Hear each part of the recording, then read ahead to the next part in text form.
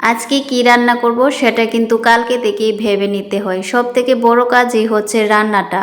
রান্নাটা যদি কমপ্লিট হয়ে যায় তাহলে মানে সব দিক থেকেই একটা সম্পূর্ণ মনে হয়। আর সারাদিন যত কাজই করি না কেন যদি রান্নাটা না হয় তাহলে সব কিছুই একটা অসম্পূর্ণ। তো আজকে যা যা রান্না করব সব কিছুই গুছানো হয়ে গেছে। এখন শুধু রান্না করব। তো রান্না করব বড় মাছ দিয়ে ফুলকপি আলু দিয়ে ঝোল। তো মাছগুলো খুব সুন্দর করে ভেজে নিয়েছি। আর এখন আলুটাও ভাজছি। আলু ভাজার পরে ফুলকপিটাও ভেজে নিব। আর এই ছোটো ছোটো আলুগুলো সিদ্ধ করে চিলে রান্না করতে কিন্তু অনেকটাই টাইম লেগে যায়। তো ফুলকপিটাও সুন্দর করে ভেজে নিয়েছি। আর শীতকালে বেশিরভাগ দিনই এখন ফুলকপি খাওয়া হবে, নিরামিষ আমিষ সব কিছুতেই, মানে অনেক পছন্দের একটা সবজি। তো এখন আমি সব রকমের মশলাই কিন্তু দিয়ে দিয়েছিলাম। এখানে গোটা এলাচ দারচিনিও দিয়ে দিয়েছি।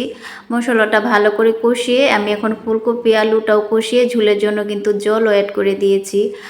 তো সারাদিন যত কাজই করি না কেন মানে রান্নাটা যদি কমপ্লিট না হয় তাহলে সব দিক থেকেই অসম্পূর্ণ মনে হয়। তো তরকারি প্রায় হয়ে গেছে। এখন কিন্তু আমি ডালের বড়াগুলো করব। আজকে আর কোনো ডাল রান্না করব না। তো ডালটা কিন্তু আমি গতকালকেই ব্লেন্ড করে রেখেছিলাম। দেখা গেছে অনেক সময় রান্না বসানোর পরে কারেন্ট থাকে না, মানে যখন প্রয়োজন তখন হয়তো থাকবে না, তো সেজন্য আগে থেকেই ব্লেন্ড করে রেখে দিয়েছি।